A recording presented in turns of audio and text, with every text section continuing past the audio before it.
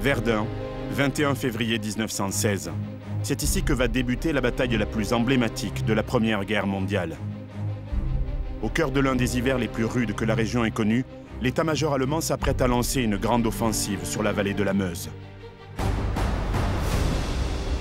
Sous les ordres du général von Falkenhayn, chef d'état-major général des armées impériales, les Allemands sont déterminés à utiliser au maximum la puissance destructrice de leur artillerie lourde pour noyer les lignes françaises sous un déluge de feu. Que restera-t-il des poilus écrasés par cette pluie d'obus de tout calibre? Rien, espèrent les soldats allemands qui s'élanceront dans un paysage totalement ravagé. Et ils n'ont pas tout à fait tort. Dans certains secteurs, les patrouilles de tête vont franchir les premières lignes sans même s'en rendre compte. Il n'y aura plus de première ligne. Pourtant, le 12 juillet 1916, après plus de 4 mois de féroces combats, le général Falkenhayn est obligé de se rendre à l'évidence. Il ne prendra jamais Verdun. Pire encore, à l'automne, les troupes françaises auront regagné une partie du terrain perdu au début de la bataille, repoussant progressivement leurs adversaires vers leur position de départ. Après 300 jours, 300 nuits de lutte et 300 000 morts, les combats diminuent sur le front de Verdun. Que s'est-il passé dans les premiers mois de cette offensive? Comment expliquer son échec malgré la débauche de moyens mis en œuvre?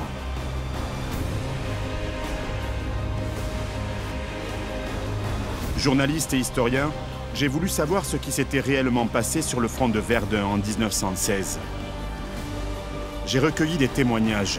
Voilà, on vit dans le froid, dans la boue, dans l'humidité, on vit avec la vermine, on vit avec les rats, on vit avec les poux. J'ai récolté des indices. Donc là, on se bat essentiellement à la grenade. Des passionnés d'histoire vivante ont recréé pour moi les conditions des combats. J'ai décrypté l'un des plus longs et des plus dévastateurs affrontements de la Grande Guerre. Dans les mémoires collectives, cette bataille dantesque est devenue un symbole. Mieux qu'une simple victoire militaire, c'est l'un des mythes fondateurs de notre histoire nationale. Ceux qui l'ont vécu s'en souviendront toujours comme de l'enfer de Verdun.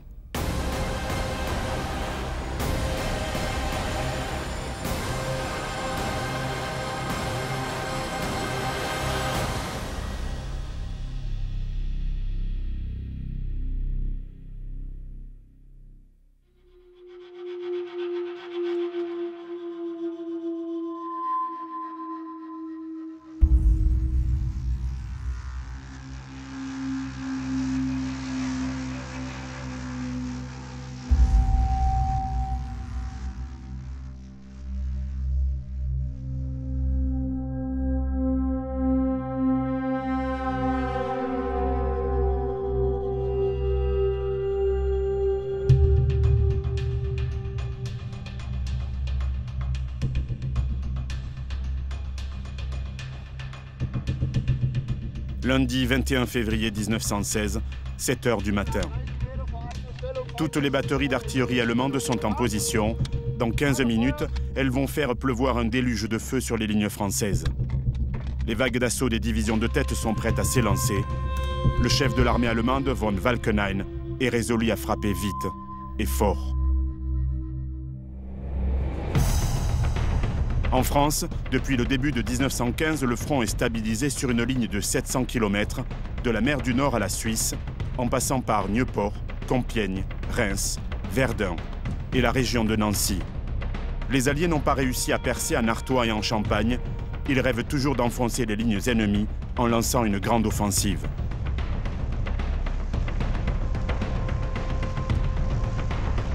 Le lieutenant-colonel Rémy Porte est conseiller histoire et officier référent histoire pour l'armée de terre.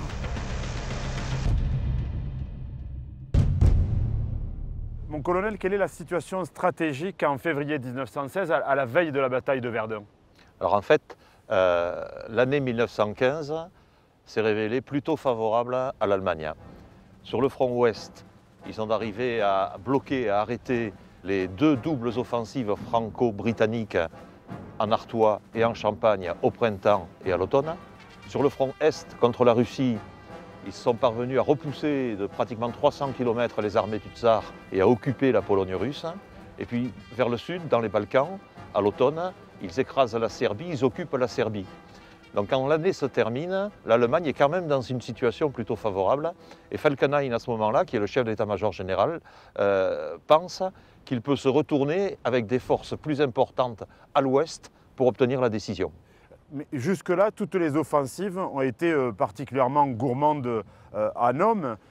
Comment Falkenhayn va faire, lui, pour faire en sorte de lancer cette offensive et que ça ne soit pas une boucherie? De part et d'autre, du côté français comme du côté allemand, progressivement, depuis 1914-1915, et ça devient énorme en 1916, c'est l'artillerie qui prend le dessus, c'est l'artillerie qui devient l'arme reine pratiquement.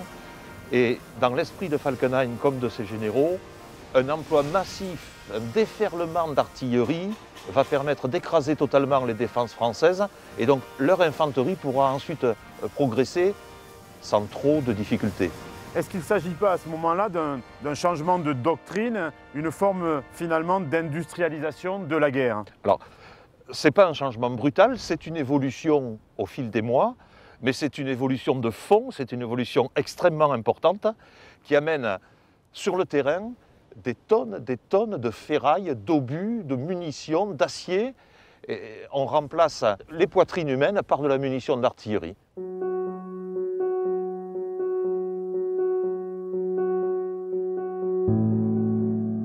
Du côté français, le 21 février, chacun se prépare à survivre une journée de pluie. Comme d'habitude, la nuit a été glaciale. Au réveil, les doigts s'engourent, les visages creusés et les corps transis de froid. Mais tout cela n'est rien à côté de l'apocalypse qui attend les poilus. Mon colonel, quelles sont les préoccupations à ce moment-là du grand quartier général dirigé par Joffre? Alors, au mois de décembre précédent, Joffre a réuni autour de lui les représentants de toutes les armées alliées et ils ont convenu de lancer, au début de l'année 1916, des offensives concentriques contre l'Allemagne. Et donc, à partir de janvier 1916, le grand quartier général français travaille en coopération, en relation de plus en plus étroite avec son homologue britannique, à la préparation de ce qui va devenir l'offensive de la Somme au début du mois de juillet. Donc en fait, la préoccupation de Joffre ne va pas particulièrement à Verdun? Non, elle ne va pas du tout à Verdun, d'autant que les Allemands en janvier lancent des offensives de diversion dans différents secteurs du front et que Verdun est depuis l'automne 1914 un secteur à peu près calme. À l'hiver 1915-1916, Falkenhayn veut en finir. Il souhaite éviter l'asphyxie en rendant la guerre de plus en plus insoutenable pour les Anglais, qu'il considère comme le principal ennemi de l'Allemagne. Le commandant en chef allemand décide d'intensifier la guerre sous-marine. Ses U-boats sont sans pitié. Il s'attaque d'abord aux convois de ravitaillement, puis à tous les navires battant pavillon allié. Il a désormais l'intention d'infliger aux Français une défaite telle que la France serait obligée d'accepter une paix de compromis, obligeant ainsi l'Angleterre, qui ne peut pas faire la guerre seule sur le continent, à cesser le conflit.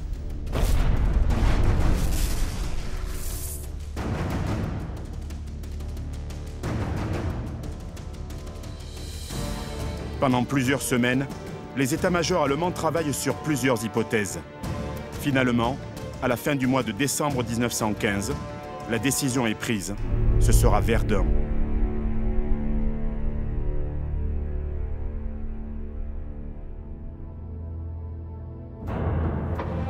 Verdun est installé sur un saillant cerné de tous les côtés. La Meuse complique la défense du secteur. Mais la citadelle est entourée par une ceinture de forts, dont Douaumont, Vaux et Souville.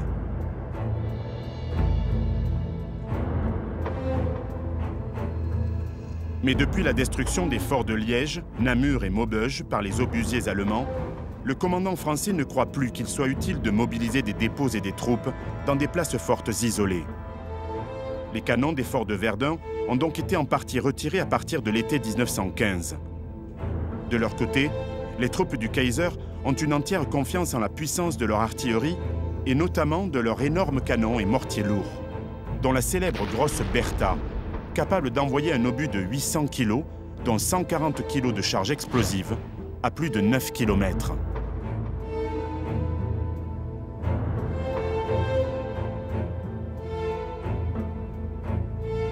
Déterminés à s'accrocher au terrain conquis, les Allemands ne lésinent pas sur les moyens.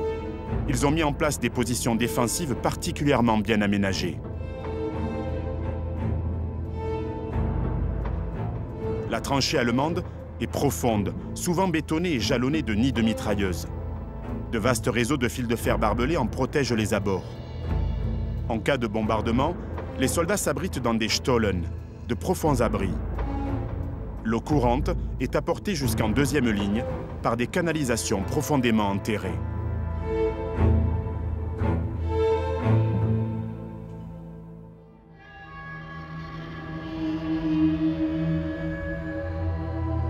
Si la zone la plus proche des combats fait l'objet de toutes les attentions, les infrastructures situées immédiatement à l'arrière bénéficient des meilleurs aménagements. Dans la région de Verdun, un ensemble de bâtiments est parvenu jusqu'à nous. C'est le camp Marguerre.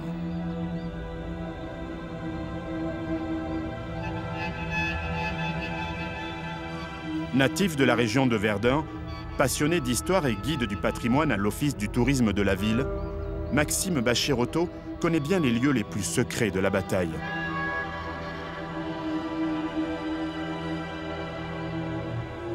Maxime, c'est quand même incroyable de trouver des structures dans une forêt aussi dense que celle-là. Ah oui, absolument. En fait, si tu veux, les Français, quand ils sont arrivés en 1918, après l'armistice, ils ont eu exactement la même réaction que toi. C'est-à-dire qu'ils ont pensé, en fait, dans un premier temps, à un village nègre. D'ailleurs, ils l'ont baptisé le village nègre, en pensant que c'était vraiment des indigènes qui étaient donc dans ces bâtiments sous forme de cases ou d'habitats traditionnels. Et en fait, ce sont les Allemands qui ont construit toute la structure que nous avons dans cette forêt. Absolument. Voilà, ils ont réalisé un véritable petit village, en fait, avec différents types de baraquements, certains qui étaient vraiment très bien peaufinés, d'autres qui l'étaient moins. C'était un camp expérimental dans lequel ils ont testé leur béton, les différents types de coffrage pour y héberger vraiment entre 2500 et 3000 hommes, ça variait énormément. Et donc il y avait un roulement qui se faisait entre les unités. On est à combien de kilomètres du front de Verdun là? Là on a une vingtaine de kilomètres, les premières lignes au début de 1916 et ici l'objectif pour les Allemands c'était de rester sous couvert des forêts. La forêt était autant dense qu'elle l'est aujourd'hui, voilà.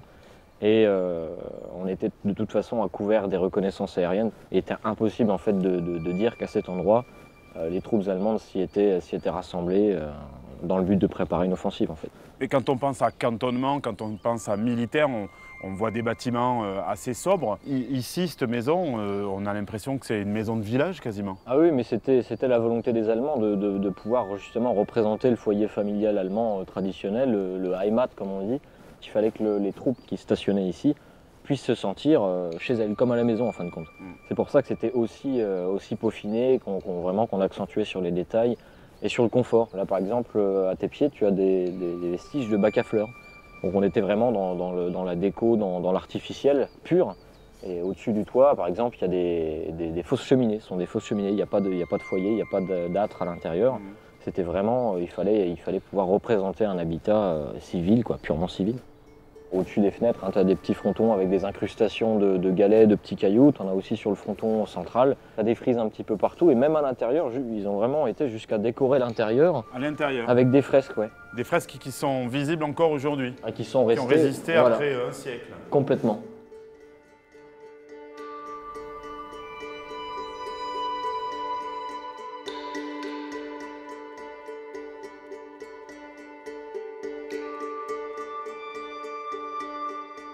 Il y a une harmonie dans les courbes qui est impressionnante, quoi.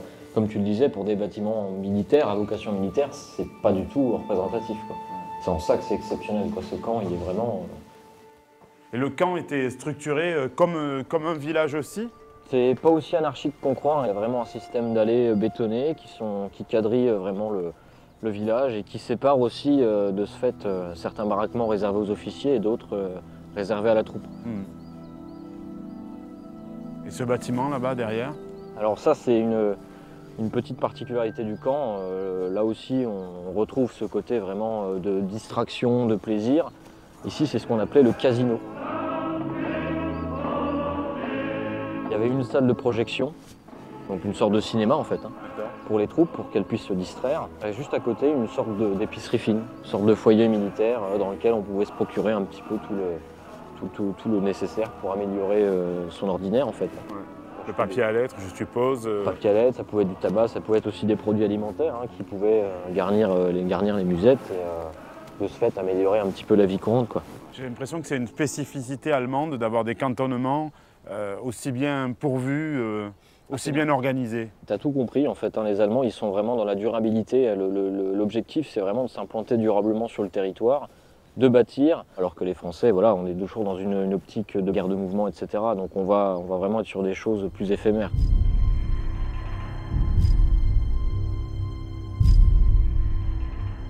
Sur le front d'attaque de la Meuse, du village de Brabant à celui d'Orne, le chef de la 5e armée allemande a massé 3 corps d'armée. 6 divisions en première ligne, 2 divisions en deuxième ligne, en face, 2 divisions du 30e corps français.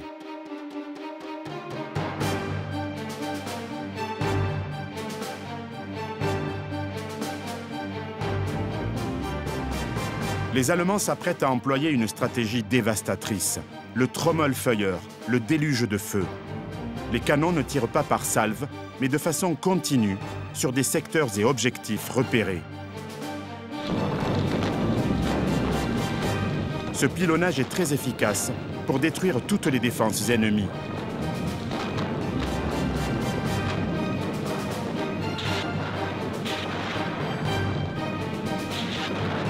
Les artilleurs allemands ont de quoi faire. Plus de 2200 pièces vont être mises à leur disposition dans cette partie du front.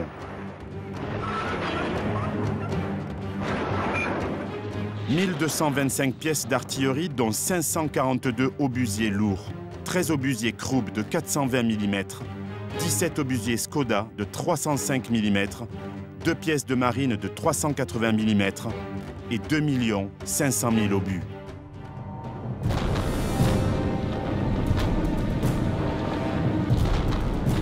Le 21 février 1916, pendant 9 heures, les artilleurs allemands pilonnent les lignes françaises sur un secteur large de 12 km et profond de 4. Le bombardement est si intense que son écho est entendu jusque dans les Vosges, à 150 km de là.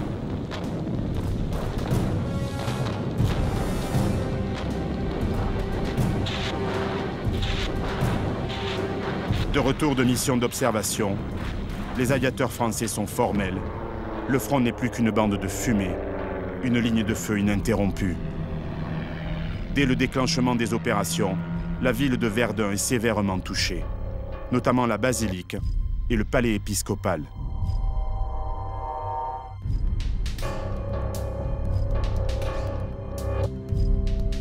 Maxime, est-ce qu'on peut se figurer la puissance du bombardement préliminaire des Allemands sur Verdun et puis du bombardement qui a eu lieu par la suite pendant les 300 jours de la bataille? Oui, en termes de chiffres, en fait, si tu veux, la bataille de Verdun, sur les 300 jours où elle a duré, c'est près de 60 millions d'obus de tout calibre qui vont s'abattre sur les positions françaises et également sur la ville de Verdun qui va être pratiquement détruite à 50%. Et notamment donc, dans cette cour du palais épiscopal, le premier obus des 1400 pièces d'artillerie allemande va s'écraser dans la cour et puis endommager la façade qui se trouve derrière nous ainsi que les toitures. Et Verdun va bénéficier d'aide après la guerre pour la reconstruction donc, des édifices et des bâtiments qui ont été endommagés, et notamment le long de la Meuse, sur les quais de la Meuse à Verdun. On va renommer une partie de ces quais le quai de Londres, puisque donc, les Britanniques, le Royaume-Uni auront financé en partie la reconstruction de ces quais. Il y a d'autres endroits dans la ville qui ont été également Il y a d'autres endroits, notamment la chapelle Buvigné, dont le clocher et donc le bâtiment existe toujours à l'heure actuelle, ont été très touchés par les bombardements. On y voit encore d'ailleurs les stigmates, les impacts un petit peu partout sur la façade. Ça a été réellement violent sur Verdun, ces bombardements, ils ont endommagé une bonne partie de la ville.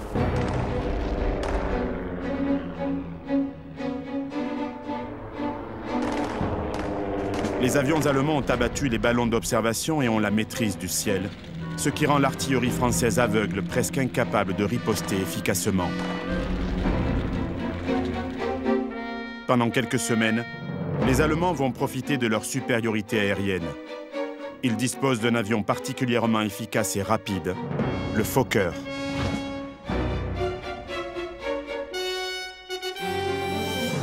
De leur côté, les Français utilisent un avion moins performant, le Nieuport.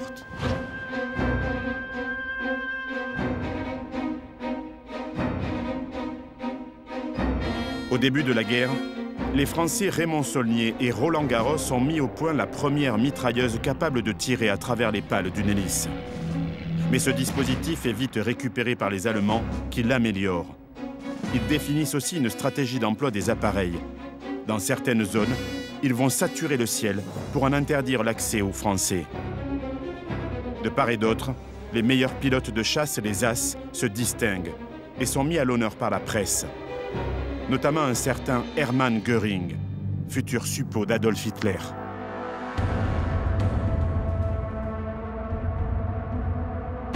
À 16h30, ce 21 février 1916, les premières patrouilles allemandes commencent à progresser.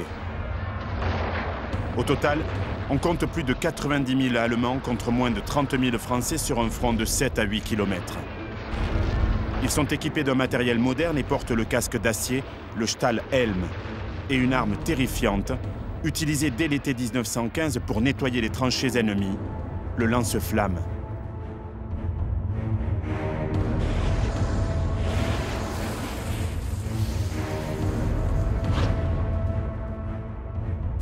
Sur le front d'attaque de la Meuse, du village de Brabant à celui d'Orne, l'un des premiers obstacles des forces allemandes est un bois tenu par 1300 chasseurs à pied du colonel Émile Drian, le bois des Corps.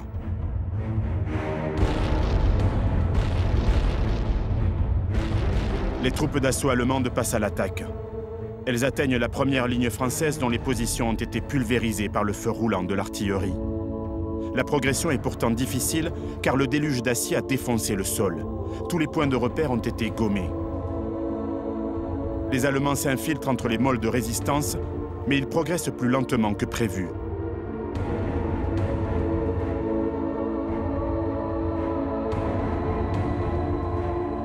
Chose incroyable, malgré la fureur du bombardement, des poilus sont toujours là. Ils sortent des trous d'obus, prennent contact avec un voisin, s'organisent avec un officier ou un sous-officier survivant pour résister et tenir le terrain.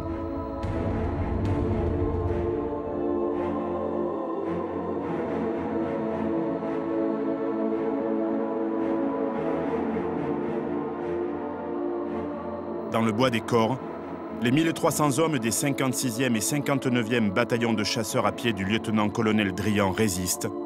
Ils sont seuls face à 2 divisions allemandes. À 17h15, ils ne sont plus que 400. Galvanisés par leur chef, cette poignée de rescapés contre-attaque. Le bois des Corps est toujours entre leurs mains. La journée semble perdue pour les Allemands.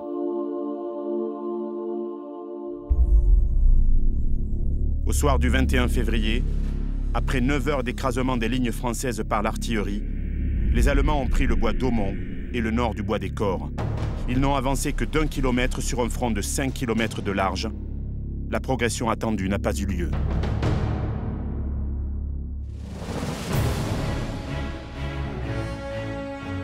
Le jour suivant, 22 février, c'est l'assaut général. Les colonnes d'assaut allemandes frappent partout. C'est l'hécatombe. Les Français se battent parfois à 1 contre 10. Mais chose incroyable, dans les positions bouleversées par les obus, des survivants ressurgissent. Le sol est labouré, instable et dangereux. Les soldats doivent éviter les obstacles. Une colonne allemande peut être ralentie par quelques poilus, disposant de grenades ou par les servants d'une mitrailleuse efficace, la Hotchkiss, surnommée le moulin à café par les poilus. Au bois des Corps, les chasseurs ont perdu 80% de leur effectif. Leur chef, le colonel Drian, est mort vers 16 h, mais 110 survivants parviennent à se replier. Ces combats retardateurs qui se multiplient dans tous les secteurs du front d'attaque vont permettre au haut commandement français d'acheminer les premiers renforts qui ont été positionnés depuis quelques jours entre Verdun et Bar-le-Duc.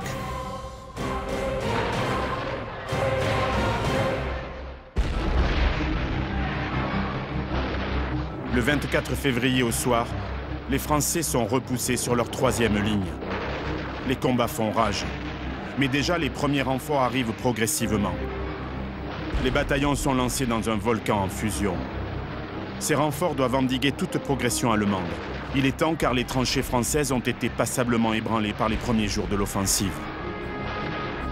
Le système des tranchées est un ensemble complexe de positions de combat, d'attente, de repos relatifs et d'axes de communication plus ou moins protégés.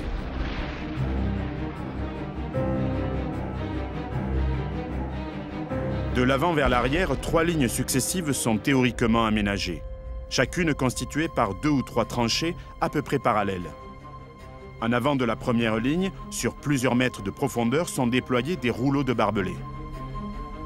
En première ligne, où ne doivent normalement stationner que le minimum de soldats, sont aménagés les postes de tir et des abris sommaires. En deuxième ligne, se tiennent les premières unités d'alerte pour contre-attaquer immédiatement et des abris un peu plus profonds. Sur la troisième ligne, on trouve les postes de secours, les premiers postes de commandement, les premières réserves, les premières pièces d'artillerie. Ces différents éléments sont renforcés par des positions de mitrailleuses reliées entre elles par des boyaux de communication perpendiculaires. Désormais, l'objectif de la 5e armée allemande se précise. Le général Falkenhayn veut prendre les forts qui couvrent le nord de Verdun. Dans sa ligne de mire, Douaumont, dont la prise donnerait du baume au cœur à ses hommes.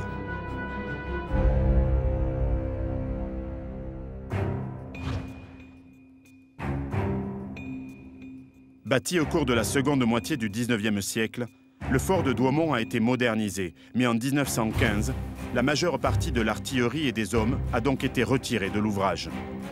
Pourtant, sa situation dominante au nord de Verdun en fait une position stratégique. Un fossé, une contre-escarpe avec grille et un mur d'enceinte protègent les abords de la caserne intérieure. À chaque angle, des pièces d'artillerie peuvent être installées et notamment des canons de 75 mm. Sur la caserne, des tourelles permettent d'accueillir des mitrailleuses et même un canon de 155 mm. Différents observatoires sont disposés permettant de voir arriver l'ennemi. Enfin, le fort de Douaumont est bien dissimulé car parfaitement intégré à la configuration du paysage.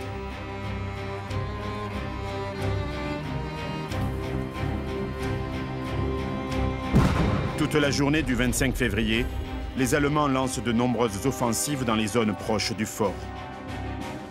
À 17 h, ils ne sont plus qu'à 700 mètres. Ils ignorent encore que le fort n'est défendu que par 58 soldats français. Ils s'avancent alors jusqu'au barbelé, ouvrent une brèche et descendent dans le fossé à l'aide de troncs d'arbres. Voyant les tourelles du fort vides, n'essuyant aucun coup de feu, ils pénètrent dans l'édifice. En débouchant dans la cour centrale, ils tombent nez à nez avec une poignée de soldats français sans armes et complètement ébahis. L'ouvrage est désormais aux mains des Allemands. Dans la soirée, plus de 300 soldats viennent s'y installer.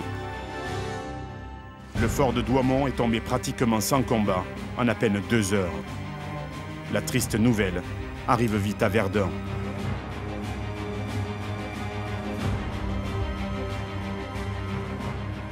Maxime, quelle est l'ambiance dans Verdun au moment de la prise du fort de Douaumont? À Verdun, c'est un petit peu la panique. Et puis du côté allemand, toutes les cloches vont se mettre à sonner dans tous les villages en Allemagne. Et à partir de là, la propagande française va essayer de minimiser un petit peu les faits, voire même essayer de les taire complètement. Et à partir de cette date, le 25 février 1916, les Français n'auront plus qu'une seule chose en tête, c'est de reprendre le fort de Douaumont. Et jusqu'au 24 octobre et à sa reprise, il y aura de multiples tentatives pour essayer de dégager ce fort, puisqu'en fait, il constitue une base de départ essentielle pour continuer l'offensive. Au 25 février 1916, l'avancée allemande est désormais de 5 à 7 km. Les troupes du Kaiser ont pris possession d'une des boucles de la Meuse et du fort de Douaumont. Pour protéger la citadelle de Verdun, les Français se raccrochent à 2 forts, Thiaumont et Vaux. La première phase de la bataille est achevée. Malgré la prise de Douaumont, le général Falkenhayn a été contré au prix de pertes effroyables. En 5 jours, 25 000 Français sont morts, blessés ou disparus. Certaines divisions d'infanterie françaises ont perdu plus de 60% de leurs effectifs. L'heure est grave. Le général Joffre fait alors appel au général Philippe Pétain.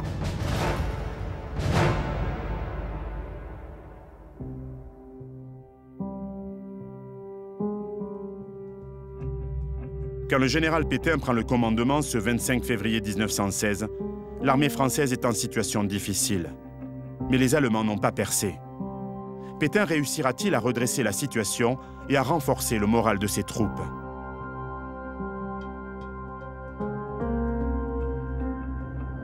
Philippe Pétain est d'abord un officier d'infanterie, un colonel proche de la retraite au début de la guerre. Il va réorganiser les lignes françaises. Mais pour que le front tienne, il faut qu'il soit ravitaillé en permanence.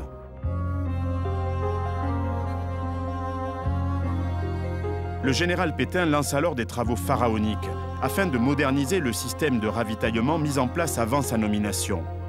Verdun n'est desservi que par une ligne de chemin de fer à voie étroite et une simple route départementale sinueuse.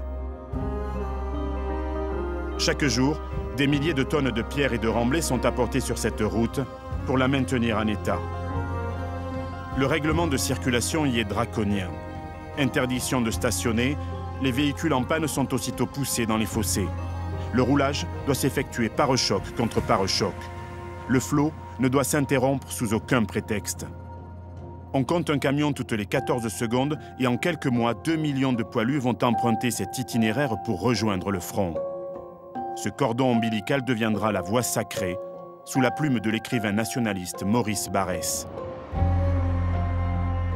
Par rame de 30, des milliers de véhicules empruntent chaque jour l'axe Bar-le-Duc-Verdun.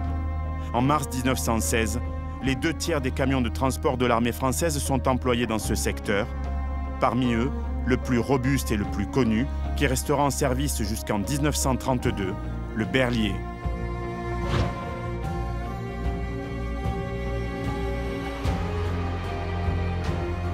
Les sapeurs du 5e régiment de génie aménagent et améliorent la voie étroite du Petit Meusien et réussissent surtout l'exploit de construire en 3 mois une nouvelle ligne de chemin de fer à voie normale. L'armée utilise des locomotives, des voitures et des wagons en provenance de toute la France.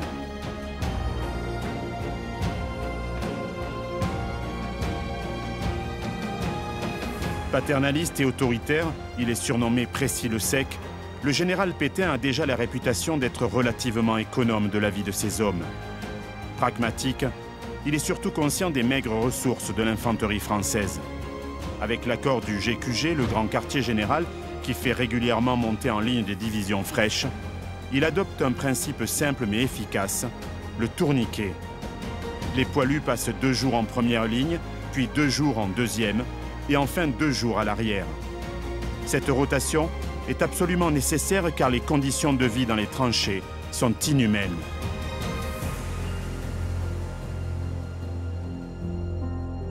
Henri Desbordes est le président de l'association d'histoire vivante, le Poilu de la Marne.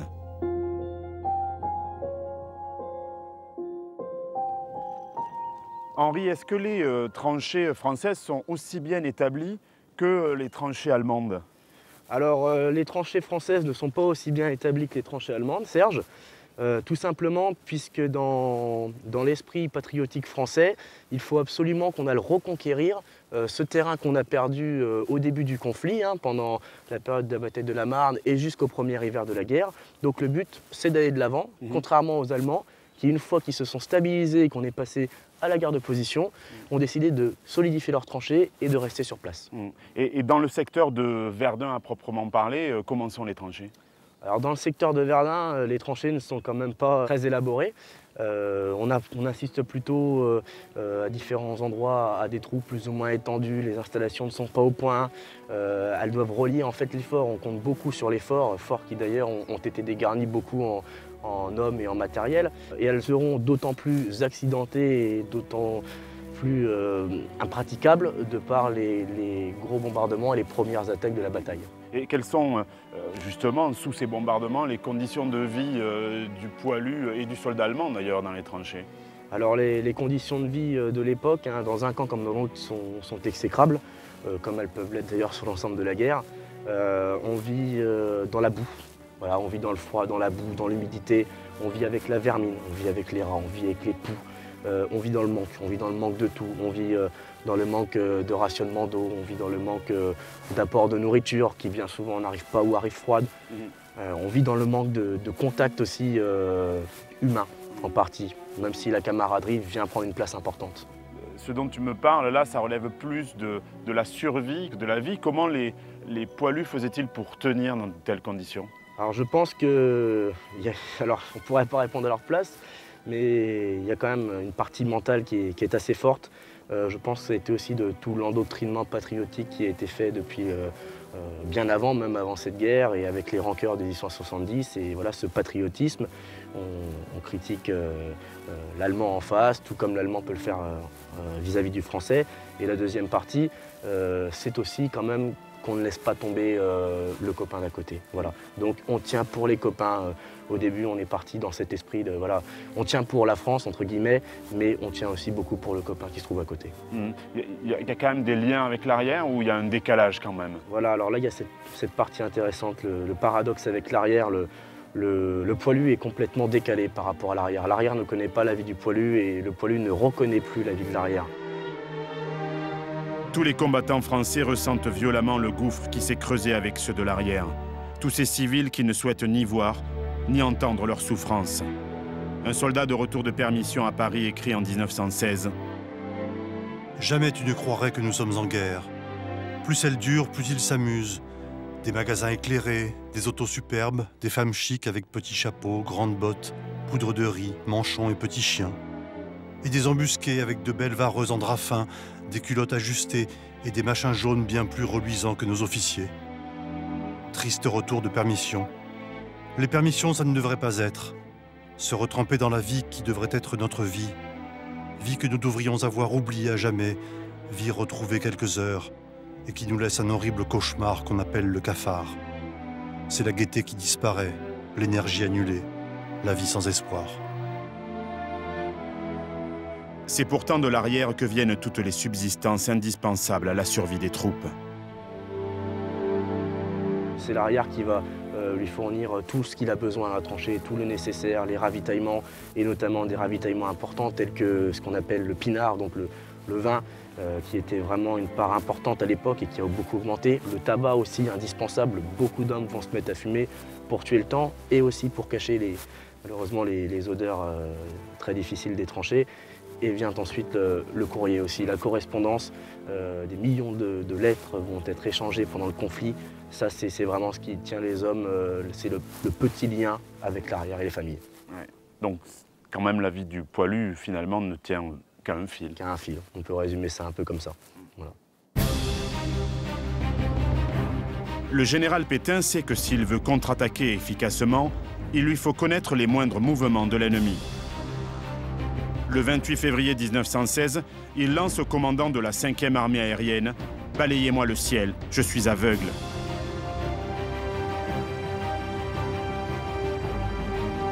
Venus de tous les secteurs du front, les pilotes, célèbres ou anonymes, affluent vers la région de Verdun. Les escadrilles de chasse françaises ont pour première mission de permettre aux autres aviateurs et observateurs de pouvoir renseigner l'état-major. Parmi les plus célèbres, Navarre gagne le surnom de Sentinelle de Verdun. L'époque des combats solitaires, des chevaliers du ciel se termine. De plus en plus, les pilotes volent ensemble, en formation étagée en altitude. Leur simple apparition redonne le moral aux poilus. Le soldat Louis témoigne. Lorsqu'il ne trouvait pas de gibier, le lieutenant Navarre ne voulait pas que son vol fût inutile. Au retour, il allait distraire les poilus qui croupissaient dans les tranchées. Il avait pour eux un véritable culte. Si on lui demandait pourquoi il ne tenait pas le compte de ses victoires, il se contentait de répondre « Est-ce que les gars d'en bas le font ? Non. Alors serais-je plus qu'eux ?» En rentrant de croisière, il aimait à leur donner des meetings. Il y mettait toute son âme, recourant à la gamme complète de sa virtuosité pour montrer à ces malheureux qu'il pensait à eux et qu'il cherchait à les distraire comme il le pouvait.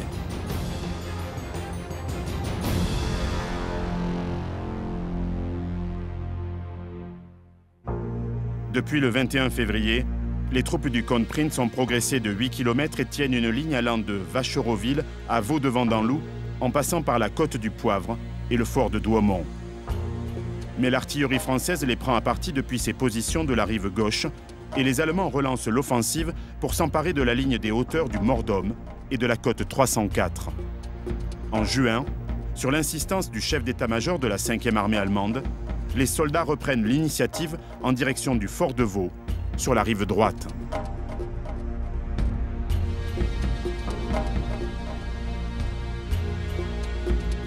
l'artillerie allemande martèle sans arrêt les lignes françaises.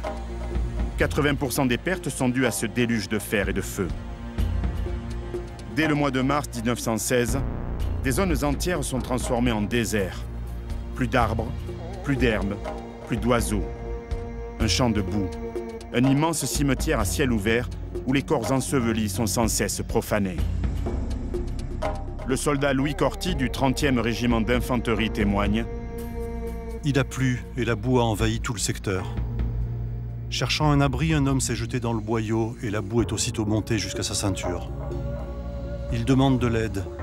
2 hommes lui ont tendu leur fusil, mais ils ont glissé et vite, ils ont repris place dans la colonne qui passe tout près, sourde aux supplications de l'enlisé qui s'enfonce, sans secours. Car on meurt de la boue comme des balles. Des blessés sont engloutis dans ce marais perfide. Ici, c'est la boue qui obsède, la boue glissante et liquide, l'affreuse boue meusienne soulevée et piétinée, tassée par des centaines de milliers d'hommes, de chevaux, de voitures. Une mer de boue jaune qui pénètre jusqu'à la peau. Elle réussit à se glisser sous les planches et les couvertures. Nous vivons sous la boue, nous voyons de la boue partout, et des cadavres et encore de la boue, et encore des cadavres. On a appris à vivre dans la terre avant de mourir.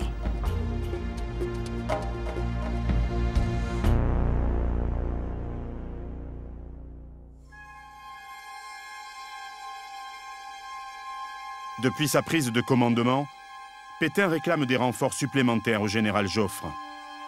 Mais le commandant en chef a d'autres préoccupations. Il prépare la grande offensive de la Somme. Jusqu'au mois de mai, les renforts arrivent pourtant massivement. Dans chaque famille de France, le mythe est en marche. Le secteur de Verdun comptait 150 000 poilus en février 1916. Ils sont 525 000 au mois d'avril.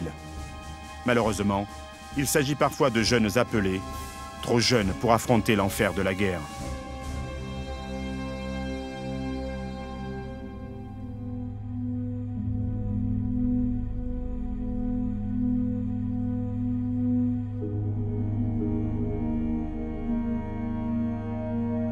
Le poilu Franck Roy, du 266e régiment d'infanterie confirme. Il y a dans les rangs beaucoup de jeunes des classes 16 et 17, trop jeunes pour supporter de pareilles épreuves. Quand les chefs font leur ronde, il arrive souvent qu'ils trouvent les guetteurs endormis, même quand la neige tombe. Ils sont là, à demi couverts de neige, à demi congestionnés, et dormant cependant à point fermé.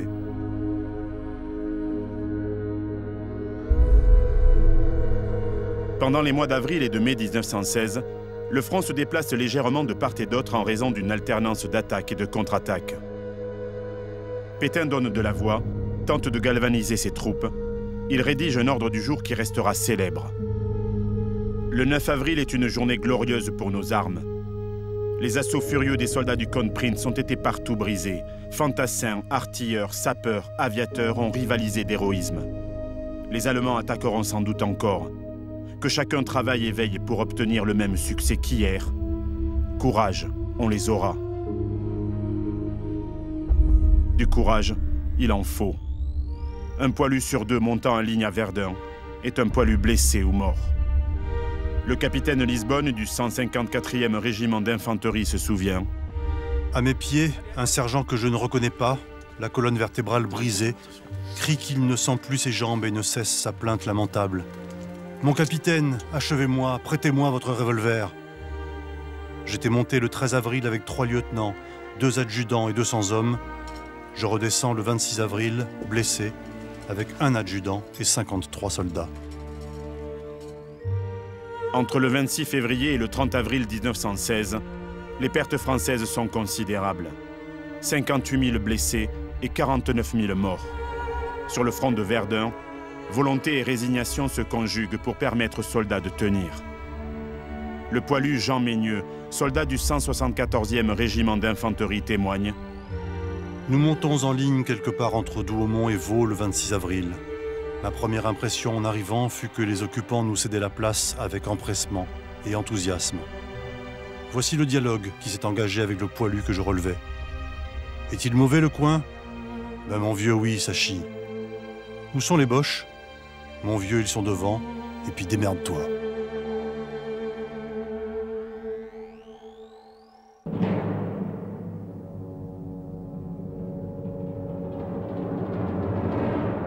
Le 25 février 1916, le fort de Douaumont était tombé entre les mains des Allemands.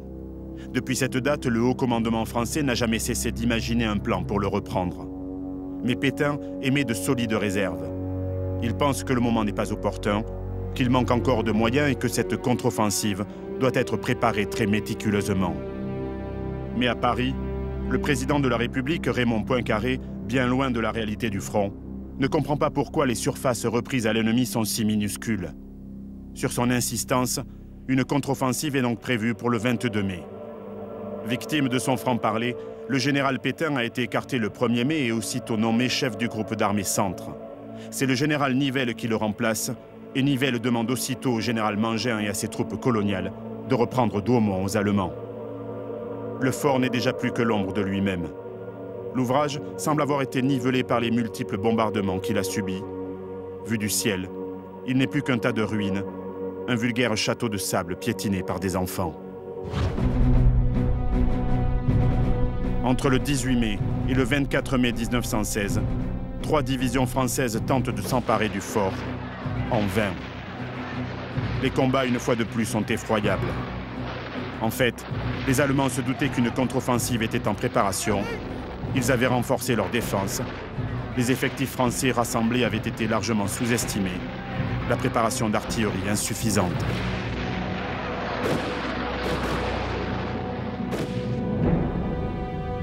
Du 18 au 24 mai, pour reprendre Douaumont, la 5e division d'infanterie du général Mangin a perdu 130 officiers et 5507 hommes, soit la moitié de ses effectifs. Ça n'est fini pour le moment des espoirs de reprise du fort de Douaumont. Les Français doivent désormais tenter de maintenir leur position et conserver les ouvrages fortifiés encore en leur possession. Ils ont raison. Falkenhayn lorgne toujours sur le fort de Vaux, à l'est du front de Verdun.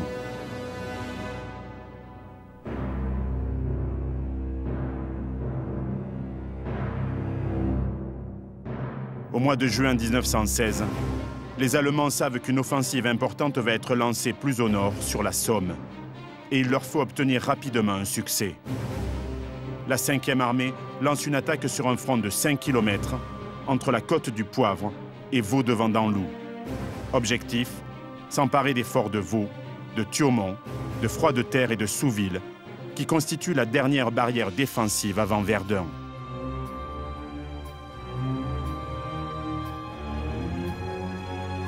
Construit à la même période que le fort de Douaumont, fin 19e siècle, le fort de Vaux est de taille plus modeste. La conception de ce fort est simple. Un fossé et un mur d'enceinte protègent la caserne intérieure. Au centre de la cour se trouve un observatoire et une tourelle qui permet d'accueillir un canon de 75 mm.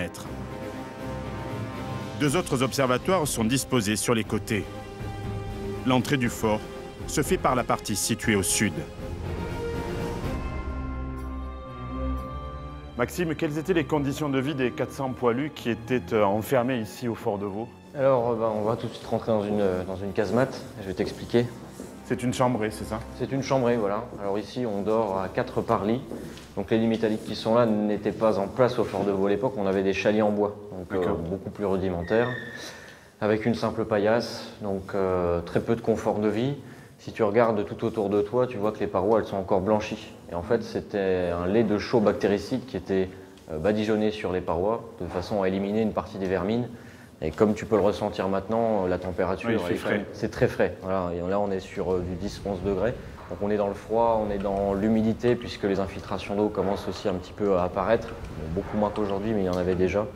On est vraiment sur un confort très approximatif. Oui, c'est rudimentaire. Et en termes de ravitaillement, au niveau de l'eau, ils sont assiégés? Est-ce qu'ils ont des contacts avec l'extérieur? Ça se fait difficilement, les contacts avec l'extérieur, ils sont pratiquement coupés dès le 1er juin 1916. Le commandant de garnison estime qu'il y a encore assez d'eau pour tenir environ 15 jours. Malheureusement, c'est des grandes citernes en béton. Et les bombardements qui font rage en continu vont fissurer le béton et toute l'eau va s'écouler en fin de compte. Et il va priver la garnison d'eau en fait, sur les derniers jours du siège. Et c'est ce qui, semblerait-il, va être fatal à cette garnison.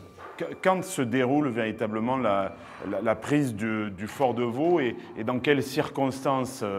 Là, tu me dis effectivement les citernes sont fissurées, il y a eu un énorme bombardement, ce sont des hommes qui sont finalement martelés par l'artillerie allemande? On ne va pas les lâcher d'une semelle, c'est-à-dire que le 1er juin 1916, les Allemands donc, approchent par petits groupes des abords du fort de Vaux, qui a déjà été très endommagé par le bombardement.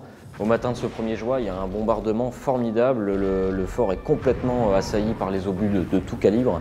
Donc les types qui sont à l'intérieur, ils sont projetés contre les parois. Et le bombardement va réussir à fissurer et surtout à ouvrir des brèches dans ce qu'on appelle les coffres. En fait, ce sont les défenses des fossés qui vont être complètement ouvertes. Et malheureusement, ça va laisser un créneau aux assaillants pour s'introduire dans les galeries. Ils vont réussir à rentrer. Ils vont réussir à rentrer dans ces galeries, donc au coffre nord-ouest et au coffre nord-est. Et tu vas voir, les conditions de combat étaient absolument effroyables. Ouais. Allons-y.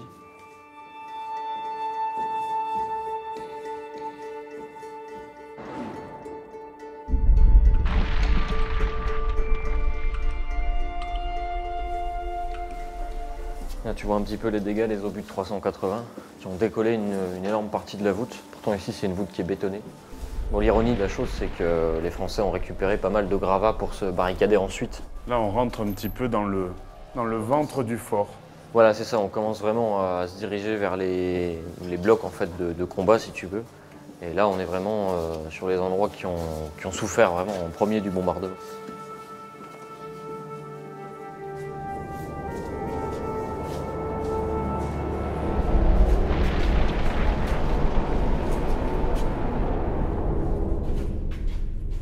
C'est de plus en plus étroit en fait. Voilà, et tu vas voir, ça continue vraiment sur une vingtaine de mètres, ça se réduit encore plus pour atteindre 80 cm de large sur environ 90 de haut. Ça, ce sont des traces de... Là, ce sont des impacts de balles et d'éclats, ouais.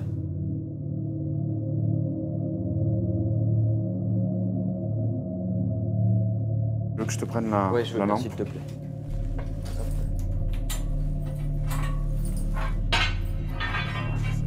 Lourde grille.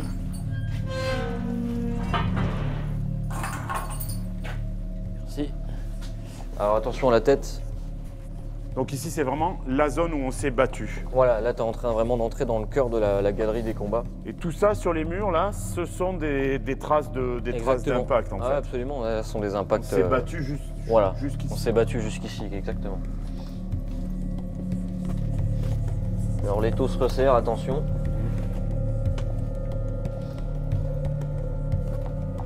Ah, c'est impressionnant. Donc c'est là que tu prends toute la dimension de la violence des combats, quand tu vois vraiment l'étroitesse des galeries. Regarde là sur le côté gauche, tu as l'effet des souffles des déflagrations. C'est vraiment très impressionnant.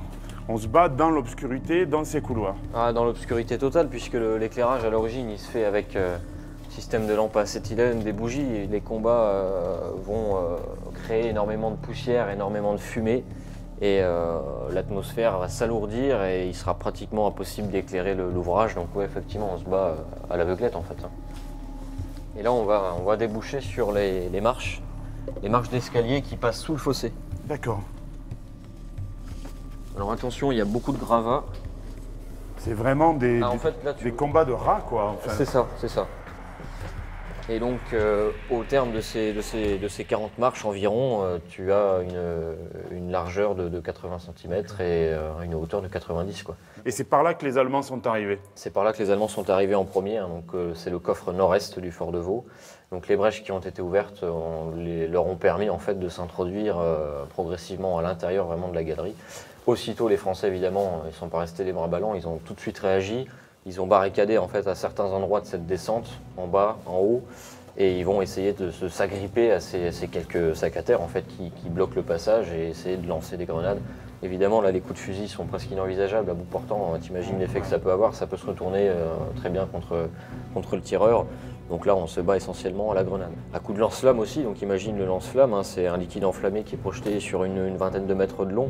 Donc là, c'est une véritable fournaise, quoi. Les flammes balayent les galeries, donc les types qui sont à l'intérieur, ils sont carbonisés. C'est l'enfer. C'est l'enfer. Les Allemands vont mettre combien de temps pour pouvoir investir le fort? Ils vont, pendant 7 jours, hein, en continu, les Allemands attaquent nuit et jour, hein, relancent vraiment les combats. Donc les défenseurs français n'ont absolument pas une seconde de sommeil, une seconde de répit. Il faut se dire aussi que l'atmosphère elle est très très lourde, tout est dépressurisé en fait, il n'y a pratiquement pas d'air. Toutes les aérations ont été volontairement bouchées pour éviter que les Allemands introduisent du gaz. Ils ont trouvé une autre issue pour le faire.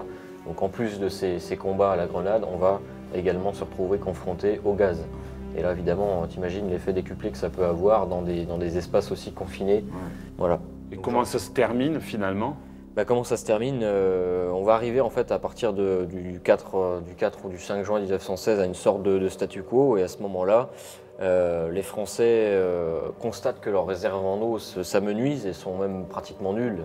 Là, il se passe quelque chose de terrible puisque les troupes françaises sont contraintes de boire leur urine pour certains. Donc à partir de là, il y a de graves problèmes de dysenterie, d'infections qui se produisent à l'intérieur des rangs. Donc ça aussi, ça touche énormément au moral. On ne dort pas, on est dans l'humidité, on marche dans les excréments, dans l'urine. Enfin, c'est vraiment des conditions atroces, en tout cas de ce qui nous en est rapporté aujourd'hui. Ouais.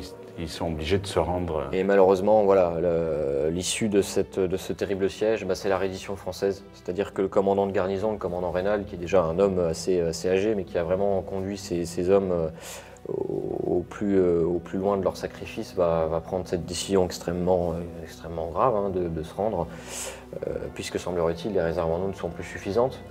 Et à ce moment-là, donc les troupes françaises livrent le fort aux Allemands après 7 jours de combat ininterrompus, nuit et jour. Désormais, les Allemands sont tout près de Verdun, dont ils peuvent apercevoir les tours de la cathédrale. Le chef d'état-major de Falkenhayn parvient à le convaincre que la victoire est à sa portée et qu'il faut lancer un ultime assaut. Mais à quel prix? Des deux côtés, les pertes humaines sont considérables.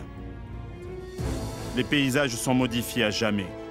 Certains villages pris et repris à plus de 15 reprises ont tout simplement été rayés de la carte. Situé près de Verdun, Horn est l'un des 9 villages de la région déclarés morts pour la France. Totalement détruits par les combats et les bombardements, vidés de leur population, ils ne seront pas reconstruits après la guerre. Un maire, nommé par le préfet et une commission administrative municipale entretiennent ces lieux de mémoire, hantés par les fantômes de la Grande Guerre, véritables témoins muets de l'immensité des pertes causées par ce conflit.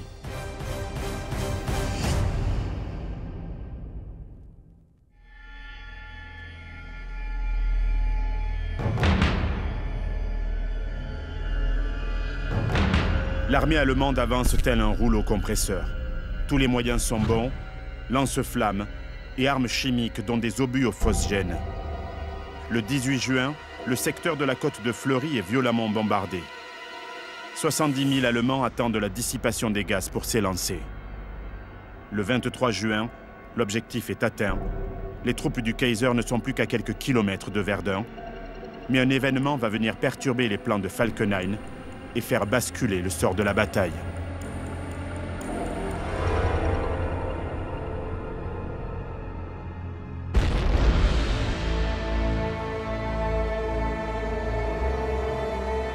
L'offensive franco-britannique voulue par Joffre et préparée par Foch commence enfin le 1er juillet dans la Somme.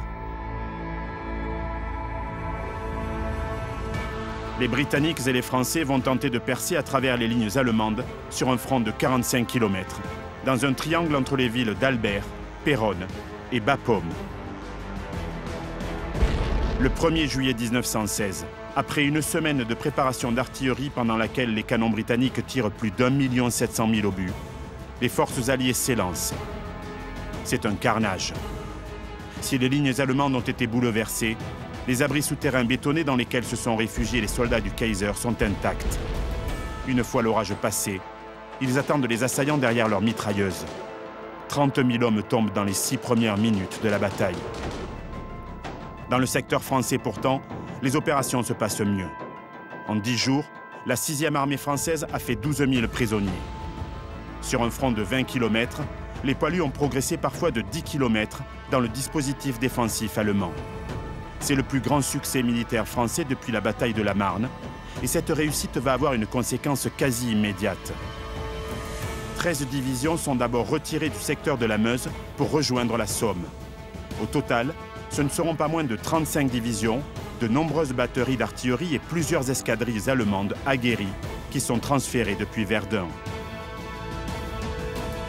La prise de la citadelle meusienne n'est plus la priorité. Malgré tout, le 11 juillet 1916, Falkenhayn autorise une ultime offensive. Il veut à tout prix faire tomber le fort de Souville. Après 3 jours de préparation d'artillerie, le 11 juillet 1916 à 4h30 du matin, les troupes allemandes montent à l'assaut. Le fort de Souville n'est alors plus qu'un tas de ruines.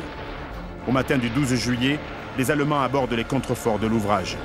Une centaine d'entre eux parvient même à prendre pied sur les superstructures avant d'être refoulés par les défenseurs. Le même jour, à 21h30, le fort est dégagé et les Allemands se replient. Ils déplorent des pertes considérables et doivent s'en tenir désormais à une attitude défensive. Cette ultime attaque est encore un échec.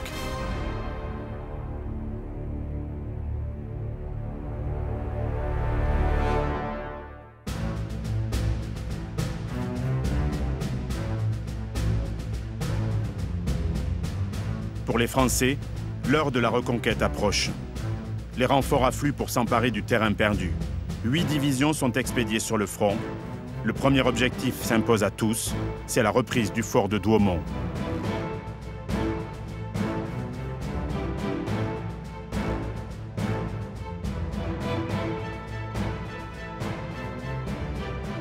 Mon colonel, comment se déroule la phase de reconquête par l'armée française? Les efforts vont reprendre à partir du moment où, après juillet et août, l'étau allemand se desserre autour de Verdun. Du fait de l'offensive de la Somme. Du fait de l'offensive de la Somme, conséquence directe de l'offensive de la Somme. Les Français commencent par reprendre des positions un petit peu plus solides. Il y a de très durs combats, par exemple pour le village de Fleury, dans les abords immédiats du fort. Le mois de septembre et le début du mois d'octobre sont consacrés à préparer l'offensive, en particulier avec un très très fort soutien d'artillerie. Désormais, c'est les Français qui ont la supériorité matérielle sur le terrain. Et l'offensive permet la reconquête du fort le 24 octobre, avec en particulier l'entrée en ligne de la division coloniale, du régiment d'infanterie coloniale du Maroc, de tirailleurs et d'un bataillon de 2 compagnies de Somalie. Tout ne se termine pas à ce moment-là et très rapidement l'offensive est relancée pour reprendre le fort de Vaux voisin qui sera repris au début du mois de novembre. À quelle date véritablement on peut considérer que la bataille de Verdun est définitivement achevée? Alors il y a une date officielle en quelque sorte, qui est celle de la bataille de 1916. Elle a commencé le 21 février et le grand quartier général considère qu'elle se termine le 18 décembre. En fait, le 18 décembre, les choses se calment sur le terrain, mais la bataille ne s'arrête pas. Il continue à y avoir des bombardements, de l'artillerie, des escarmouches, des coups de main, etc. Jusqu'à la grosse offensive du 20 août 1917, qui va permettre effectivement au général Guillaumat de ramener les Allemands pratiquement sur leur position de départ.